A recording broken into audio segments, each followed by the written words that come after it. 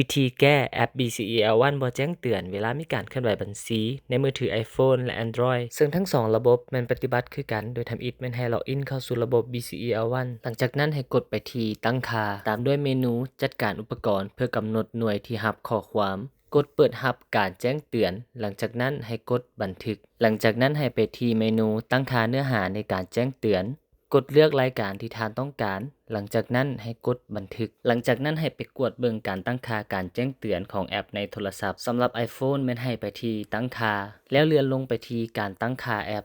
กดเลื่อนซอกหาแอป BCEL1 หลังจากเห็นแล้วให้กดไปที่แอป BCEL1 กดไปที่แท็บการแจ้งเตือนกวดสอบเบิ่งว่าท่านได้อนุญาตการแจ้งเตือนแล้วบ่ถ้ายังแม่นให้กดเปิดการแจ้งเตือนวิธีกวดการตั้งค่าของมือถือ Android แม่นให้กดไปที่แอป BCEL1 ค้างไว้แล้วกดไปที่สัญลักษณ์ I แล้วตามด้วยแท็บการแจ้งเตือนกวดสอบเบิ่งว่าท่านได้กดอนุญาตการแจ้งเตือนหรือบ่ถ้ายังแม่นให้กดเปิดเพียงเท่านี้ก็ถือว่าสำเร็จขั้นตอนการแก้แอป BCEL1 บ่แจ้งเตือน